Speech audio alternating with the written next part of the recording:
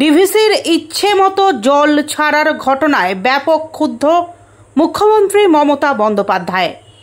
রাজ্য সরকারের কথাকে গুরুত্ব দিচ্ছে না ডিভিসি, না জানিয়েই ইচ্ছে মতো জল ছাড়া হচ্ছে। প্লাবন পরিস্থিতি নিয়ে আজ সন্ধে 6টা নাগাদ কলকাতায় সাংবাদিক সম্মেলন করে ডিভিসিকে এইভাবেই নিশানা করেছেন রাজ্যের মুখ্যমন্ত্রী মমতা বন্দ্যোপাধ্যায়। তিনি আরও বলেছেন, বারবার বলা সত্ত্বেও ডিভিসি বলুন, পঞ্চায়েত বলুন, মাইথন বলুন, এরা কেউ আমাদের কথায় গুরুত্ব দিচ্ছে না, শুনছেন না। এবং কেন্দ্রীয় সরকারকে বারবার বলা হয়েছে খননের কাজ শুরু করতে। আর আমি যতদূর জানি, ডিভিসিতে যদি ডিসিন্টেশনের কাজটা হয়, খনন কাজটা হয়, তারা কিন্তু 4 লক্ষ মেট্রিক কিউসেক জল তারা আরো বেশি অধিক ধরতে পারে। এই পর্যন্ত গত 18ই জুন থেকে খুব দুঃখের সঙ্গে বলছি এবং দুর্ভাগ্য বলেও সত্য, একদিকে বৃষ্টি হয়েছে, অন্যদিকে প্রায় 27,000 লক্ষ, ভালো করে সংখ্যাটা শুনুন কত জল ছেড়েছে, 27,000 লক্ষ কিউবিক মিটার। আবার বলছি, কেউ ভুল করবেন না, 27,000 বলে দেবেন না, 27,000 লক্ষ মেট্রিক টন কিউবিক মিটার। 27,000 লক্ষ কিউবিক মিটার, 27,000 লক্ষ কিউবিক মিটার জল ছাড়া হয়েছে 18ই জুন থেকে আজ পর্যন্ত। কেউ নিজেকে বাঁচাবার জন্য জল ছেড়ে দিয়ে খালাস হয়ে যাচ্ছে, কিন্তু নিজেদের যে দায়বদ্ধতা এবং দায়িত্ব, 15 বছর ধরে আমরা লড়াই করছি, 14 বছর ধরে, কিন্তু লড়াইয়ের কোনো ফল পাওয়া যাচ্ছে না। আমাদের এখান থেকে টিম গেছে, অনেকবার দেখা করে এসছে, ইরিগেশন ডিপার্টমেন্ট বারবার বলেছে, আমি নিজে প্রধানমন্ত্রীকে চিঠি দিয়েছি, ইরিগেশন ডিপার্টমেন্টকে চিঠি দিয়েছি, আমরা আমাদের ইস্টার্ন রিজিয়নের মিটিংগুলোতে আলোচনা করেছি, নীতি আয়োগের মিটিংগুলোতে আলোচনা করেছি, কিন্তু কিছুতেই কথা কানে যাচ্ছে না। জনগণের যে ক্ষতি হচ্ছে, আসাম বন্যার ত্রাণের টাকা পায়, বাংলা পায় না। বাংলার শুধু জল ছেড়ে দিয়ে বন্যা করে দিয়ে খালাস, আর তারপর ভোটের অঙ্ক অন্য কথা বলবে, তখন সময়টা অন্য হয়ে যায়। আমি এটা বলতাম না, কিন্তু বাধ্য হয়ে বলছি, ভোটের অপর কাজ জনগণের সেবা করা। সেবার পরিবর্তে জনগণের পরিষেবা না দিয়ে নিজেদের পরিষেবা করছে। I am sorry to say. এবং তাই টিএমএসপিতে যেটা আমি বলতে চাই, যে আপনারা এখন থেকে দেখুন, যেগুলো লো ল্যান্ড আছে, কাঁচা মাটির ঘর আছে, যেটা সিএস আপনাদের অলরেডি বলেছেন, যেখানে পুকুর বেশি আছে, মানে ওই স্রোতের জল আসছে, তার অন্তত বেশ কিছুটা জুড়ে, 1 কিলোমিটার 2 কিলোমিটার জুড়ে, কারণ যে রেটে জল ছাড়া হচ্ছে, কোন দিন আগে তো বামফ্রন্ট আমলে আমি দেখেছি রাত্রিবেলায় জল ছেড়ে দিয়ে মানুষ ভাসিয়ে দেওয়া হতো, কাউকে উদ্ধার করা হতো না, মানুষ মারা যেত, শয়ে মানুষ মারা গেছে।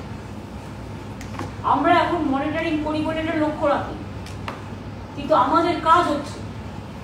আগেরবারও পুলিশ আমাকে খুব হেল্প করেছে ব্যাপারে। এখন থেকে ডিএমএসপিদের বলবো, সব বিডিওকে, আইসিতে, ওসিদের, কমিশনারকে, অল যারা অ্যাডমিনিস্ট্রেশনের অফিসার আছে, মেবি সিভিক আর পুলিশ, সবাইকে মাইকিং করে লো ল্যান্ডে যারা আছে তাদের সেন্টার ক্রিয়েট করে, আশেপাশে যে বাড়ি আছে, রিলিফ সেন্টার আমরা কিছু কিছু অঞ্চলে করেছি, অনেকগুলো করেছি, কিন্তু যে যে অঞ্চলে রিলিফ সেন্টার নেই, সেখানে আশেপাশে পাকা বাড়ি কি আছে গভর্নমেন্টের দেখে নিয়ে সেখানে তাদের নিয়ে এসে রাখুন এবং তাদের রিলিফ দিন, যতদিন পর্যন্ত তারা বাড়ি ফিরতে না পারবে এবং বাড়ি ফিরলেও স্বাভাবিক জীবনযাত্রা পূর্ণ করতে না পারবে, ততদিন কিন্তু আমাদের রিলিফ ওয়ার্কটা চালিয়ে যেতে হবে। রিলিফ মেটেরিয়ালসের যাতে কোনো রকম অসুবিধে না হয়। হেলথ সেক্রেটারি এখানে আছে, আমি বলবো যে সাপে কাটার ওষুধ যেটা ভেনাম বলে ওনার তোমরা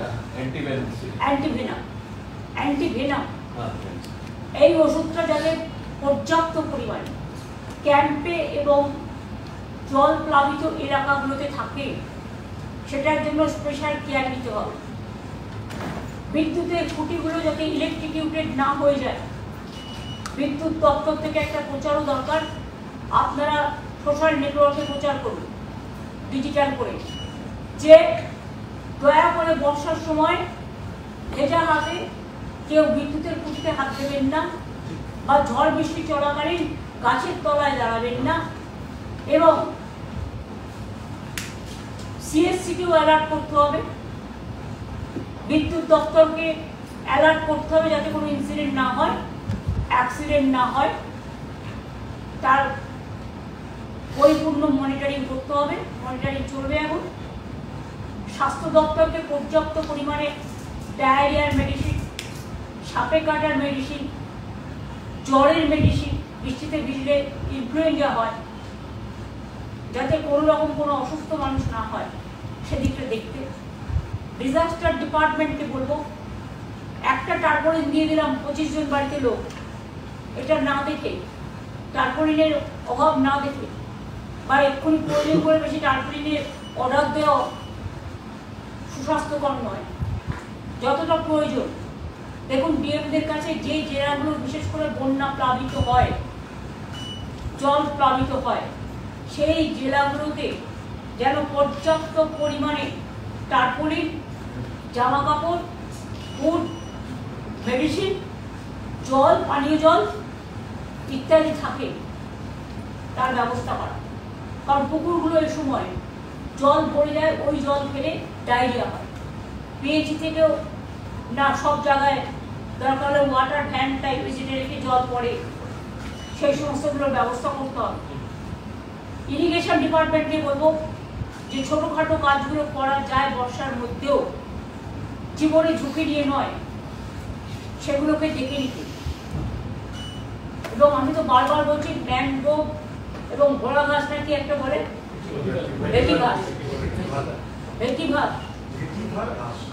ভেটিভার গাছ, এই দুটোতে কিন্তু নদী ভাঙন অনেকটা হয়। আমরা 5 কোটির ওপর ম্যানগ্রোভ অলরেডি লাগিয়েছি, কিন্তু ভেটিভার গাছটাও লাগানো উচিত, যাতে বিশেষ করে এই সমস্ত জলগুলো, অবশ্য এই যা জলের স্রোত, একে আটকানো খুব মুশকিল।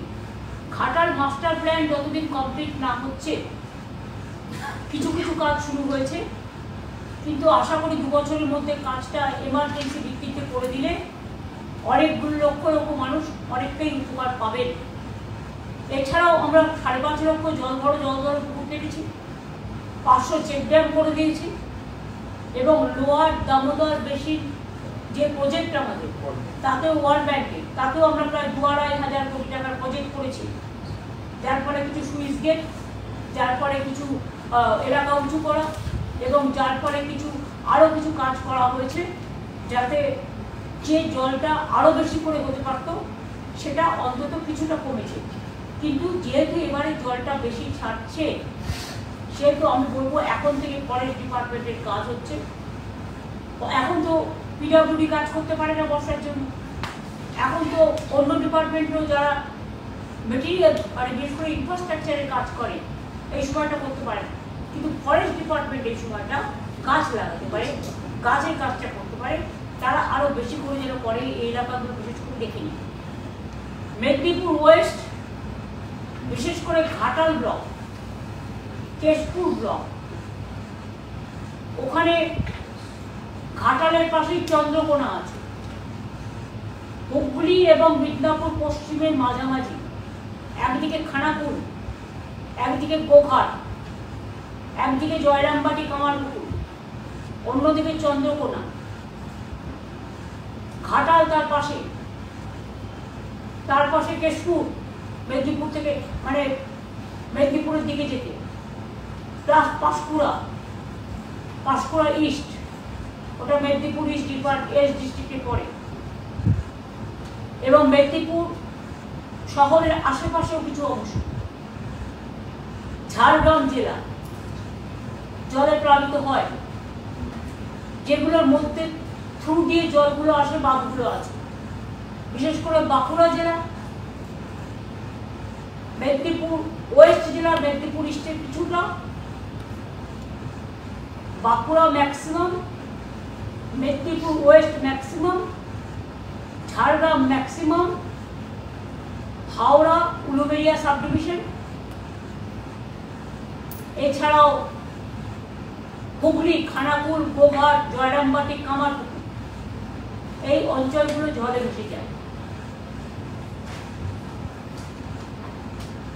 এছাড়াও কিছু টাউন এরিয়া আছে যেখানে জল জমে যায়, মিউনিসিপ্যালিটি, সেখানেও মিউনিসিপ্যালিটিকে দেখতে হবে পাম্পে করে জলটা ওসব বের করবে, জায়গাটা পাবে তবে তো।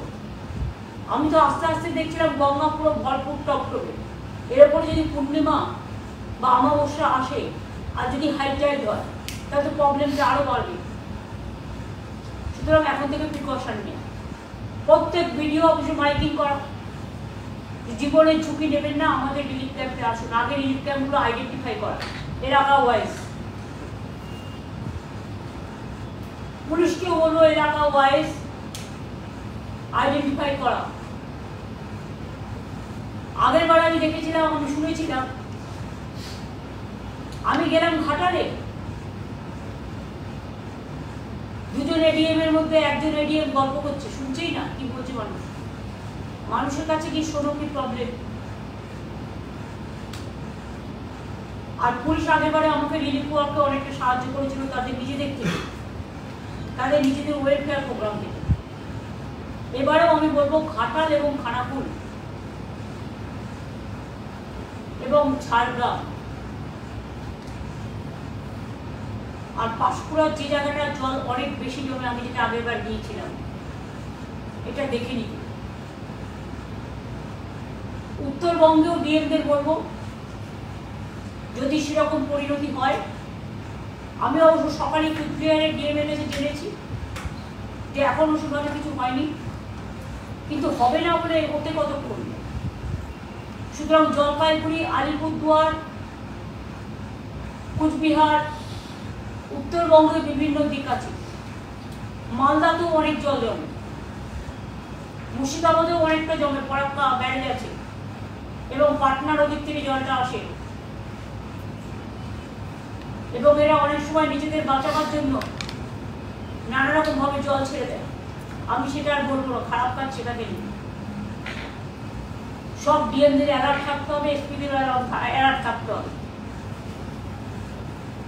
ডিজাস্টার ডিপার্টমেন্ট, আমি সিএসকে বলবো ইমিডিয়েট এই জেলাগুলোতে যেখানে জলপ্লাবনে ডিবিসি, মাইথন, পঞ্চায়েত, পাঞ্চেত থেকে শুরু করে বর্জরাতেও যেমন খুব হয়, বাঁকুড়ার বিভিন্ন জায়গায় হয়, ঝাড়গ্রামের সব জায়গাতেই প্রায় হয়, মেদিনীপুর ওয়েস্টের অনেকগুলো জায়গায় হয়, মেদিনীপুর ইস্টে কিছুটা জায়গায় হয় এবং উলুবেড়িয়ার জায়গাগুলো, এখানে দীপা আছে, অন্তরা আছে, পশ্চিম মেদিনীপুরের ডিএম আছে, পূর্ব মেদিনীপুরের ডিএম আছে, বাঁকুড়ার ডিএম আছে, উত্তরবঙ্গের ডিএমরা সব জায়গায় সব জেলারই আছে। যেখানে মনে করবেন জল জমছে, জলের ব্যাপার আছে, মানুষকে সাহায্য করবার জন্য মানুষ আপনাকে বলবে না, আপনাকে মানুষের সাথে যোগাযোগ রেখে সাহায্য করতে হবে। এবং এগুলো দেখার জন্য আমি সিএসকে বলবো প্রতি জেলায় 3 জন করে প্রিন্সিপাল সেক্রেটারিকে, যেখানে প্রিন্সিপাল সেক্রেটারি প্রবলেম আছে সেখানে সেক্রেটারিকে দিয়ে দিই, কারণ কয়েকটা ডিপার্টমেন্ট এমার্জেন্সি আছে যারা অনেক সময় জায়গা ছাড়তে পারে না, তার নেক্সট ম্যানকে দিয়ে দিই, দিয়ে একটা করে টিম এই জেলাগুলোতে যেন এখন 7 দিন বসে থাকে যতক্ষণ বর্ষা আর রিলিফের কাজ সেটেল না হচ্ছে পুরোপুরি। আমি পুলিশকেও বলবো তাদের শ্রাবণী মেলা আছে সামনে, 21শে জুলাইও আছে, আরো অন্যান্য প্রোগ্রাম আছে, সবকিছুকে মাথায় রেখে মানুষের যাতে কোনো অসুবিধে না হয় সেদিকটা নজর দিয়ে এবং রিলিফ ওয়ার্ক তারা যেভাবে করে সেটা করবে। আর মিনিস্টাররাও আমি জানি 21 জুলাই তাদের কাজ আছে, কিন্তু তা সত্ত্বেও যে যে জেলায় প্রতিবার যারা যান এবং দেখে রাখেন তাদেরকেও বলবো, লোকাল যারা জনপ্রতিনিধি আছেন তাদের নিয়ে ডিএমকে কোঅপারেশন করুন, ভিডিওদের কোঅপারেশন করুন, পুলিশদের কোঅপারেশন করুন। আমি বেশি পেলাম না, ও বেশি পেলে ওইটা দেখার টাইম এখন নয়। মানুষকে সাহায্য করতে হবে, কোনো অভিযোগ আমি কারো বিরুদ্ধে শুনতে চাই না।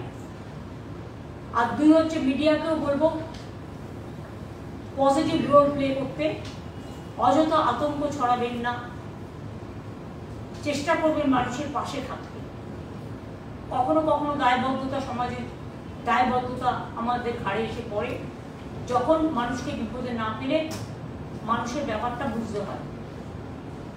যদি আপনাদের কাছেও কোনো ইনফরমেশন থাকে, আপনারা দয়া করে অ্যাডভান্স জেলার ডিএমদের দেখে নিন, ধরে নিন, বা এসপিদের জানিয়ে দিন। ডিআরএসপিদেরও বলবো ইনফরমেশনগুলো দিয়ে ক্রস চেক করুন। আমাদের এখানেও সরাসরি মুখ্যমন্ত্রী যে পোর্টাল আছে সেখানেও আপনারা জানাতে পারেন, রেগুলার একটা বলো মনিটরিং করতে। আর কৃষকদের আমি বলবো, আপনারা যে টাকাটা পাবেন এবছর আমরা খুব শিগগিরই দিতে শুরু করব, কিন্তু জমি যাদের জলের তলায় ডুবে যাবে তারা চিন্তা করবেন না, তাদের জন্য ইন্স্যুরেন্স করা আছে। সরকার আপনাদের ইন্স্যুরেন্সের টাকাটা টোটালটাই সরকার দেয়, এবং প্রতি বছরই এর জন্য আমাদের হাজার হাজার কোটি টাকা খরচা হয়। সেটা আমাদের দায়বদ্ধতা আছে সামাজিক, সেটা আমরা করব। শস্য ভাণ্ডার এবং কৃষক ভাণ্ডার যদি না বাঁচে তাহলে মানুষ না খেতে পেয়ে মারা যাবে। কারণ বাংলা হচ্ছে ধনধান্যে পুষ্পে ভরা আমাদের এই বসুন্ধরা, শস্য সাফলা বাংলা। একদিকে যেমন বর্ষায় জল জমে ক্ষতি হয়, অন্যদিকে এই জন্য কিন্তু কৃষকরা লাভও পায়। তার কারণ হচ্ছে এই জন্য ধান্য উৎপাদনে আমরা এবছর প্রথম হয়েছি ইন্ডিয়াতে। এই কৃতিত্ব কৃষকদের, এই গৌরব কৃষকদের। আপনারা ভালো থাকুন, আপনাদের পাশে সবসময় সরকার আছে। এছাড়াও আমরা সেন্ট্রাল গভর্নমেন্ট বন্ধ করে দিলেও আমরা বাংলার বাড়ির টাকা 12 লক্ষ অলরেডি দিয়ে দিয়েছি, আর 16 লক্ষ পেয়ে যাবেন। একটা ফেজ এখন দেওয়া হচ্ছে, ডিসেম্বরে দেওয়া হচ্ছে, আর একটা ফেজ মে মাসে পেয়ে যাবেন। তাহলে 28 লক্ষ মাটির বাড়ি আমরা করে দিচ্ছি। আগে প্রায় 47 লক্ষর মতো করা হয়েছে। এই 28 লক্ষ পুরো আমাদের টাকা, আগের বাড়িগুলোতেও আমাদের শেয়ার আছে, এবং যেটুকু বাকি থাকবে আগামী দিন ফেজ ওয়াইজে আমরা করে দেবো সবটাই। কিন্তু মনে রাখবেন, সংখ্যাটা খুব বেশি হওয়ার জন্য চিন্তা করার কোনো কারণ নেই। আমরা 3-4 বছরের মধ্যে সবারটাই কমপ্লিট করে দিতে পারবো বলে আমার আশা, আমার প্রত্যাশা। এবছর যদি আমরা 28 লক্ষ দিতে পারি, তাহলে নেক্সট ইয়ারে আমরা নিশ্চয়ই আরও কয়েক লক্ষ যাদেরটা করে থাকবে তাদের আমরা করব। চিন্তা করার কোনো অবকাশ নেই। আর রাস্তাঘাটগুলো এ সময় কোনো ভারী গাড়ি যেন গ্রামীণ রাস্তা দিয়ে পার না হয়, ওদের কোনো সময় পার করতে দিই না যে গ্রামীণ রাস্তাগুলো আমরা পথশ্রী প্রকল্পে করি। কিন্তু তা সত্ত্বেও কিছু লোকাল ইন্টারেস্টের জন্য কিছু লোক ঢুকিয়ে দেয়, ফলে আমার রাস্তাগুলো ভেঙে যায়। সেটাকে কিন্তু টেক কেয়ার করতে হবে, পঞ্চায়েত ডিপার্টমেন্টকে সিরিয়াসলি মনিটরিং করতে হবে। এবং যদি কোথাও কোনো অভিযোগ আসে সেটা পঞ্চায়েত ডিপার্টমেন্টকে হ্যান্ডেল করতে হবে, পুলিশকেও হ্যান্ডেল করতে হবে খুব ভালোভাবে। স্কুল কলেজ যদি কোথাও ডুবে থাকে, সেখানে দরকার হলে যেখানে হয়তো রিলিফের দেবার জায়গা নেই, স্কুলেই রাখতে বাধ্য হবে, তখন কিছু দিনের জন্য স্কুলের ক্লাসগুলো টিচাররা পরে করে নেবেন বা অনলাইনে করে নিতে পারে। কিন্তু অনলাইনে তো সবার অ্যাডভান্টেজ নেই। এটা ক্লাস 9, 10, ক্লাস 11, 12 হতে পারে, কারণ আমরা তখন তাদের স্মার্টফোন, কিন্তু অন্য জায়গায় তো স্মার্টফোনটা দেওয়া হয় না। সুতরাং তারা কোর্সটা যাতে পরে কমপ্লিট করতে পারে, যখনই কোনো দুর্যোগ, কোনো দুর্যোগ বা কোনো দুরারোগ হয়, তখন কিন্তু আমাদের মিলিয়ে মিশিয়েই কাজটা করতে হয়। কাজে সবাইকেই অনুরোধ করব, সম্পূর্ণভাবে সহযোগিতা করবার জন্য। খাদ্যের অভাব যাতে না হয়, রিলিফ ক্যাম্পগুলোতে সেলফ হেল্প গ্রুপে কাজে লাগিয়ে কমন কিচেন তৈরি করে যারা ক্যাম্পগুলোতে থাকবে তাদের খাবার সাপ্লাই করতে হবে। ড্রাই ফুডও রাখতে হবে, শিশু ফুডও, বেবি ফুডও রাখতে হবে। বেবিদের মেডিসিনও যেমন রাখতে হবে, ওআরএস যেমন রাখতে হবে, ওষুধপত্রগুলো, এটা হেলথ ডিপার্টমেন্টের কাজ, এটা করবে। ফুড ডিপার্টমেন্টের যা কাজ আছে, ফুড সেক্রেটারি এখানে প্রেজেন্ট নেই, ফুড ডিপার্টমেন্টও বলে দিতে হবে। আইএনসিএকেও নজর রাখতে হবে, ডিআইসিএ বলো যদি কোনো মেসেজ পায় তোমাদের যেন কমিউনিকেট করে, তুমি সঙ্গে সঙ্গে সিএসকে কমিউনিকেট করবে। মিউনিসিপ্যালিটিগুলোকেও বললাম জল যন্ত্র আমি ঘরে বসে থাকলাম তা হবে না, রাস্তায় বিল্ডিং মেটেরিয়ালস পড়ে আছে, তার জন্য ড্রেনেজ বন্ধ হয়ে যাচ্ছে, সেটা দেখার দায়িত্ব এখন থেকে ইনস্ট্রাকশন যাবে যে ক্লিয়ার করো রাস্তা। যেখানে বিল্ডিং মেটেরিয়ালস, যদি কারো বিল্ডিং মেটেরিয়ালস হয় তার নিজস্ব জায়গায় রাখুক না, যেখানে বিল্ডিং তৈরি হচ্ছে সেখানে রাখুন, রাস্তায় কেন? ড্রেনেজ বন্ধ করে দেওয়ার অধিকার কিন্তু কারো নেই, এতে রাস্তায় জল বেশি জমে। মেট্রো রেলের যদি কোথাও প্রজেক্ট হয়, রেলের কোথাও প্রজেক্ট হয়, বা অন্যান্য আমাদেরও কারো কোনো প্রজেক্ট হয়, তাদের বলবো পিডব্লিউডিও হয়, ইরিগেশনেরও হয়, তারা জিনিসটা ভেতরে গুছিয়ে রাখবে, রাস্তার ওপরে ড্রেনেজ বন্ধ করে রাখবে না। এগুলো সহজ সরল ব্যাপার, কিন্তু আমরা দেখেও শিক্ষা নিই না, এটা আমাদের শিক্ষা নিতে হবে। এবং ডিএমরাও লক্ষ্য রাখবেন, এসপিরাও লক্ষ্য রাখবেন, এবং এর মধ্যে অন্যান্য প্রোগ্রাম যা চলে সেগুলোকেও স্বাভাবিক রাখার চেষ্টা করতে হবে। আর এই সময়টা আমি সমগ্র রাজনৈতিক দলের কাছে আবেদন করব, প্লিজ দয়া করে গভর্নমেন্টের সাথে সহযোগিতা করুন, মানুষের সাথে সহযোগিতা করুন, কারণ এই সময় অ্যাডমিনিস্ট্রেশন বিজি থাকবে সম্পূর্ণভাবে জল ছাড়ার পরে প্লাবিত অঞ্চলের মানুষের পাশে দাঁড়ানোর জন্য। তাদের অন্যভাবে অন্য কাজে দয়া করে বিরক্ত করবেন না, তাতে মানুষ বিপদে পড়বে। আপনাদের সকলের সহযোগিতাও আশা করছি এবং প্রার্থনা করছি, আশা করি আপনারা সকলের সহযোগিতা করবেন। এখনই বাইরে থেকে কাউকে মেটেরিয়ালস নিয়ে যাওয়ার প্রয়োজন নেই, সরকার নিজে উদ্যোগ নিয়ে করবে, এবং যারা যেখানে যে অঞ্চলে যেভাবে করেন তারা সেই অঞ্চলের কাজটা সেভাবে করবেন। এবং আমরা এখান থেকেও কিছু মেটেরিয়াল পাঠাবো, সেটা আমরা আমাদের মতো করে পাঠাবো, সরকারের মতো করে পাঠাবো। এই কটা কথা আমার বলার ছিল। আর ডিজাস্টার যেটা সিভিল ডিফেন্স, এনডিআরএফ বিভিন্ন জায়গায় রেডি রাখতে হবে। জল ছড়ার দায়িত্ব যাদের, মানুষের জীবন বাঁচানোর দায়িত্ব তাদের, আর এর জন্য এনডিআরকে বিনা পয়সায় আমরা পাই না, আমাদের টাকা দিতে হয়, এটা মাথায় রাখতে হবে। সিভিল ডিফেন্স আমাদের এনডিআরএফ সেন্ট্রালের হলেও আমরা কিন্তু এর জন্য টাকা দিই, সুতরাং তাদেরও কাজে লাগাতে হবে। আর সেরকম কোনো সিরিয়াস কোনো ম্যাটার হলে সঙ্গে সঙ্গে সিএসকে জানাবেন, আমরা তৎক্ষণাৎ কী করা যায় তার জন্য আমরা তার ব্যবস্থা নিই। আমার মনে হয় এই কটা কথা বলাই আমার উদ্দেশ্য ছিল, এরপরে আর কিছু এর থেকে বেশি বলার প্রয়োজন আছে বলে মনে করি না। এবং 24x7 আমাদের ডিজাস্টার ম্যানেজমেন্টের যে সিস্টেম এটা চালু থাকবে। জেলায় জেলাতে ডিএমএসপিদের একটা ডিজাস্টার ম্যানেজমেন্ট সিস্টেম চালু করতে বলবো। যারা কোনো ইনফরমেশন পেলে সেন্ট্রাল ডিজাস্টার স্টেটের যে হেডকোয়ার্টার আছে তাদের কাছে ইনফরমেশনটা পাঠাবে। এছাড়াও পুলিশকেও বলবো একটা নিজেদেরও একটা সেট আপ করতে, তারাও যদি কোনো ইনফরমেশন পায় সঙ্গে সঙ্গে তারা এটা ডিজাস্টার ম্যানেজমেন্টকে জানাবে।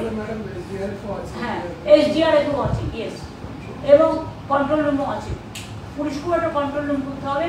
Any information you can pass on to CS, কারণ এই সিএস কিন্তু 24 আওয়ার্স অ্যাভেলেবেল থাকে যতদূর আমি জানি।